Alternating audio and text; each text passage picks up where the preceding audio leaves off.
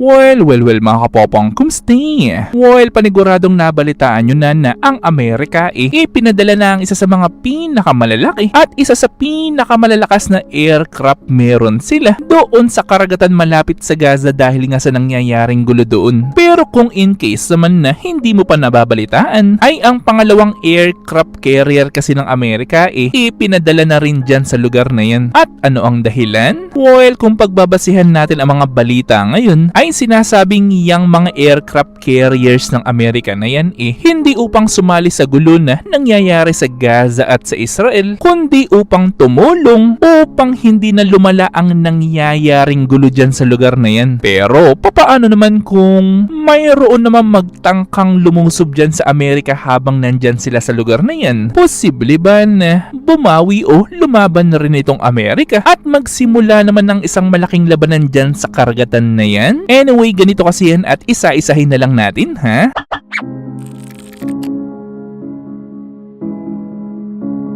Alam niyo naman siguro na ang lugar ng Gaza nasa gilid lamang ng isang dagat. At dahil nga sa uri ng lugar meron dyan sa Gaza, ay posibleng gamitin na rin ng mga kakamping bansa nito na gamitin ang dagat upang tumulong sa grupo ng Hamas. Yes, mga kapopong, resupplying nga ng mga armas gamit ang karagatan ng Gaza. Pero papaano kung hindi lang pala armas ang i-resupply sa Hamas? Na papaano kung mayroong palang mga bansa na mismong mga military na nila ang ipadala sa Gaza upang tumulong sa labanan against sa Israel?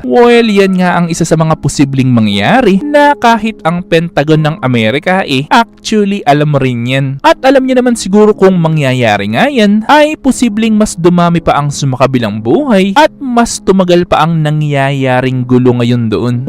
At upang hindi nga mangyari ang mga yan, ay ipinadala ng Amerika itong mga aircraft carriers nila upang i-monitor ang lahat-lahat ng mga aktibidad na nangyayari nga sa karagatan malapit sa Gaza. Pero gaya nga ng tanong ko sa inyo kanina, papaano naman kung mayroong mga grupo na ang main target pala ang mismong aircraft carrier ng Amerika na nandoon? Good question yan at ganito kasi yan. Tandaan nyo na hindi teritoryo ng Amerika yung pinuntahan nila na yan. So, ano ang gagawin nila? Yes, mga kapopong, as much as possible ang lahat-lahat ng klase ng radar monitoring meron sila ay talagang gagamitin nila ang lahat ng iyan upang obserbahan ang lahat-lahat ng posibleng pagsugod sa kanilang mga aircraft carrier, na posible pa nga na yung mga torpedo ng mga submarine ng mga kalaban na pwedeng makapagpalubog sa mga aircraft carrier ng Amerika actually sobrang monitor rin yan nila. So kung bakit kung may gagawa man yan ay automatic ring sasalubungin yan ng mga torpedo ng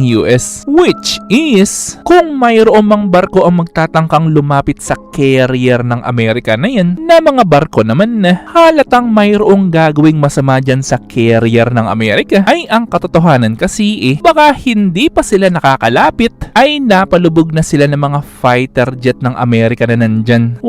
Sa madaling kwento ay pumunta talaga dyan ang mga carriers ng Amerika hindi upang sumali sa gulo, kundi harangin rin ang mga grupong gustong sumali dyan. Natandaan nyo, ha? Mayroong kasing mga kakampi ang Hamas na nagsabi na gagawa rin daw sila ng aksyon laban sa Israel kung ipagpapatuloy nito ang malawakang ground operation sa mismong looban ng Gaza. Na alam nyo naman siguro kung gaano kagalit itong si Netanyahu na halatang halata sa kanyang mukha na totoo talaga yung kanyang sinabi na nagsisimula pa lang sila sa totoong revenge o pagbawi nila sa grupo ng Hamas. Natandaan nyo, ha? Na malaki rin kasi ang porsyento na kung makokontrol man ng grupo ni Netanyahu ang ilang lugar sa Gaza, ay baka pati yan totaling makontrol na ng kanyang gobyerno, which is actually yan din ang ramdam ng mga tao sa Gaza. So kung bakit naglabas rin sila ng statement na kahit buhay pa raw nila ang mawala hinding-hindi raw sila aalis ng Gaza. Yes, mga kapopong, as in kahit pa daw lumusob dyan ang mga sundalo ni Netanyahu.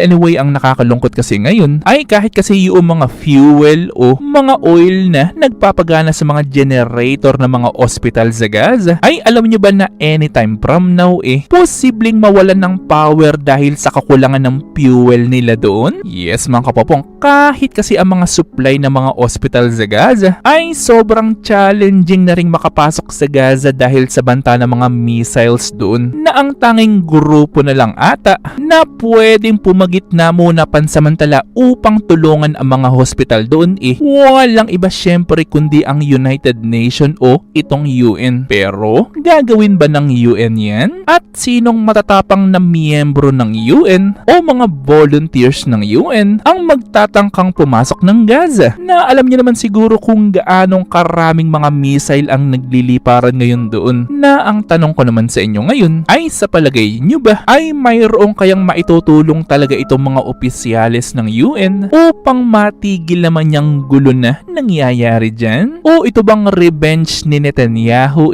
wala na talagang taong makakapigil pa? Well, siyempre gusto kong malaman ng inyong mga opinion, so i-comment lang yan sa baba. Ito ay aking babasahin ng personal at pupusuan. At siyempre kung may nalaman o natutunan ka sa video ko, mag-subscribe ka naman. At nandito na yung inyong mga shoutouts. At kayo rin mga kapopong, kung gusto nyo rin magpa-shoutout o mag-request sa video ay i-comment lang yan sa baba. At muli ito yung Teacher Popong na nagsasabing, Te amo!